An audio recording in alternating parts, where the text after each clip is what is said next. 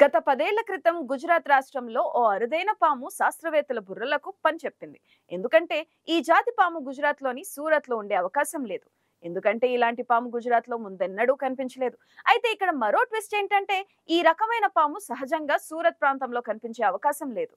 ఇది భారత్లోని ఈశాన్య రాష్ట్రాలతో పాటు బంగ్లాదేశ్, మయన్మార్, చైనా, లావోస్, వియత్నాంలలో కనిపిస్తుంటాయి.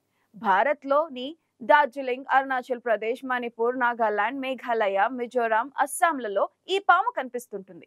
ఈ జాతి పామును eastern bronze back tree snake అంటారు. దీని శాస్త్రీయ నామం డెండ్రలాఫిస్ ప్రోయోల్రెకస్. ఇవి విషపూరిత సర్పాలు కాదు.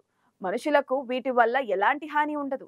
అయితే అంత దూరం నుంచి ఈ పాములు సూరత్కు ఎలా వచ్చాయి అనేది ఇప్పుడు శాస్త్రవేత్తల ముందు $1,000,000 ప్రశ్నగా మారింది.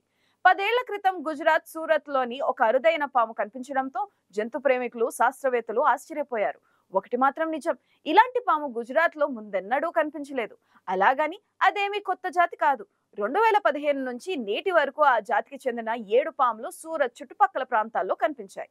ఇది అరుదైన జాతి కావడంతో దీనిపై చాలా పరిశోధనలు మొదలయ్యాయి. ఈ పాముల డిఎన్ఏతో పాటు ఇవి ఎక్కడెక్కడ జీవిస్తాయి, వీటి లక్షణాలు ఏమిటి లాంటి అంశాలపై పరిశోధనలు జరిగాయి. ఈ పరిశోధనలో ఆ పాము సూరత్కు చెందినది కాదని తేలింది. తాజాగా న్యూజిలాండ్లో జూటాక్సా జర్నల్లో దీనిపై ఒక కథనం ప్రచురితమైంది. అయితే అసలు ఇవి ఎక్కడి నుంచి భారత్లోని సూరత్లో ఎలా చేరాయన్నది ఇప్పుడు వారి ముందు ప్రశ్నార్థకంగా మారింది. భారత్లోని బ్రాంజ్ బ్యాక్ జాతికి చెందిన 11 భిన్న రకాల పాములు కనిపిస్తుంటాయి. వీటి పై భాగం రాగి రంగులో కనిపిస్తుంది. అందుకే గుజరాతీలు దీన్ని తామ్రపీఠ్ సాంప్ అని పిలుస్తున్నారు. ఇవి 1150 మిల్లీమీటర్ల వరకు పొడవు పెరుగుతుంటాయి. సాధారణంగా చెట్లు, పొదల్లో ఇవి జీవిస్తుంటాయి. గుజరాత్లో ఇతర ప్రాంతాల్లోనూ కొన్ని రకాల బ్రాంజ్ బ్యాక్ జాతుల పాములు జీవిస్తాయి. అయితే వాటిని common bronze back tree snake గా పిలుస్తుంటారు. అయితే eastern bronze back tree snake మాత్రం గుజరాత్ లో కనిపించదు. ఇదే జాతికి చెందిన పాములు గత 10 ఏళ్లలో 7 మాత్రమే బయటపడ్డాయి. ఈ 7 eastern bronze back tree snake లో 6 మగవి, 1 ఆడది. ఈ పాములు సాధారణంగా ప్రశాంతంగా కనిపిస్తాయని పరిశోధకులు చెబుతున్నారు. ఇవి ఆహారంగా కప్పలు, బల్లుళ్ళు, ఇతర కీటకాలను తీసుకుంటాయి. Eastern bronze back tree snake నాలుక గులాబీ రంగులో ఉంటుంది. మిగతా బ్రాంజ్ బ్యాక్ ట్రీ స్నేక్ల నాలుక నీలం రంగులో కనిపిస్తుంది. Eastern bronze back tree snake కళ్ళు నుంచి గొంతు వరకు నల్లని చార్లు కనిపిస్తాయి. సాధారణ బ్రాంజ్ బ్యాక్ ట్రీ స్నేక్లలో ఈ తరహా చార్లు ఉండవు. Eastern bronze back tree snake కింద వైపు పొలుసులు ఒకే రీతిలో ఉంటాయి. సాధారణ బ్రాంజ్ బ్యాక్ పాములకు ఈ పొలుసులు రెండుగా చీల్చినట్లుగా కనిపిస్తాయి. ఈ పాముల గురించి పాముల పరిశోధకులు ఏమంటున్నారంటే ఇవి సూరత్ లాంటి ప్రాంతాల్లో కనిపించడం చాలా అరుదనే అంటున్నారు. దాని కళ్ళు, నోరు, తల, పొలుసులు, రంగు, నాలుకలను పరిశీలించి డిఎన్ఏ పరీక్షలు కూడా చేపట్టారు. మరోవైపు కర్ణాటకకు చెందిన జంతు పరిశోధన సంస్థ Kalinga foundation director SR Ganesh బీబీసీతో మాట్లాడుతూ ఈస్టర్న్ బ్రాంజ్ బ్యాక్ స్నేక్ల ఆవాసం సూరత్ కాదు. ఇవి సాధారణంగా ఈశాన్య భారత్ తో పాటు ఆ పొరుగునున్న దేశాల్లో కనిపిస్తాయి అని చెప్పారు.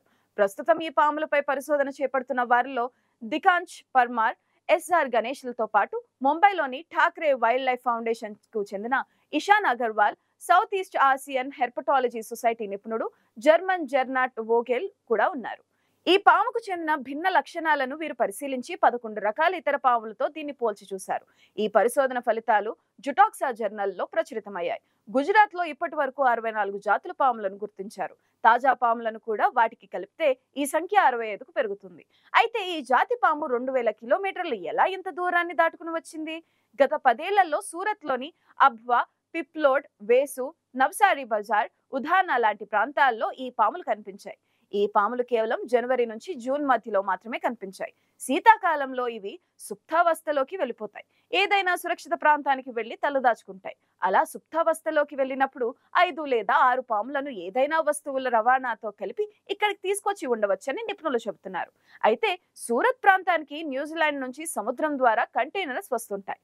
వాటిలో వస్తువుల, సరుకులు, దినుసులు వస్తుంటాయి. ఆ క్రమంలో అక్కడి నుంచి ఈ రకమైన పాములు వచ్చి ఉండవచ్చని అంచనాలున్నాయి. అవే ఈ ప్రాంతంలో పెరిగి ఉంటాయని భావిస్తున్నారు.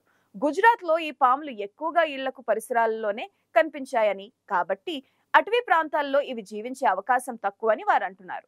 సాధారణంగా ఈశాన్య ప్రాంతాల నుంచి వెదురు కర్రలు, మొక్కలని సూరత్ కు తీసుకొస్తుంటారని, ఈ పాములు కూడా వాటిలో కలిసి ఇక్కడికి వచ్చేసి ఉండవచ్చని దికాంష్ అన్నారు. గుజరాత్ తో పాటు మధ్యప్రదేశ్, గ్వాలియర్ లోనూ ఈ పాములు బయటపడ్డాయని గణేష్ చెప్పారు. అయితే ఇవన్నీ వేడి ఎక్కువగా ఉండే ప్రాంతాలుగా చెప్పుకోవచ్చు.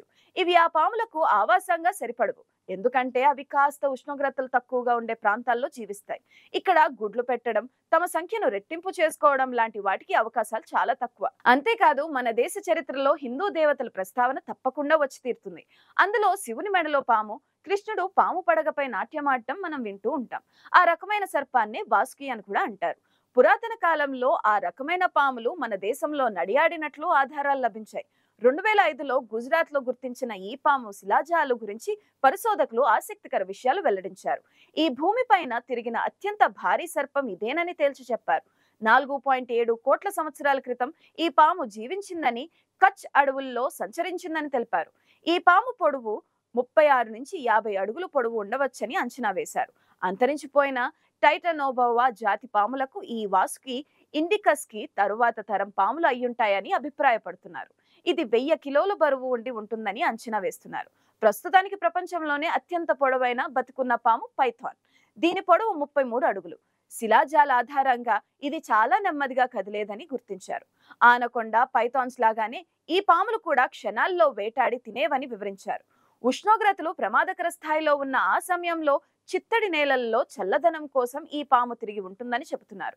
అయితే హిందూ పురాణాల ప్రకారం శివుని మెడలో ఉన్న పాము పేరు వాసుకి. అందుకే ఈ అరుదైన పాముకి ఈ పేరు పెట్టారు. వాసుకి అంటే పాములకు రారాజు. అది చాలా భారీగా ఉంటుందని పురాణాల్లో ప్రస్తావించారు. ఇప్పుడు గుర్తించిన పాము కూడా భారీగా ఉండడం వల్ల దానికి వాసుకి ఇండికస్ అనే పేరు పెట్టారు. ఈ వాసుకి ఇండికస్ పాము శిలాజాలను కచ్ లోని ఓ బొగ్గు గనిలో గుర్తించారు. పరిశోధన అనంతరం ఈ భూమిపైన అత్యంత భారీ పాము శిలాజాలు ఇవేనని తేలింది.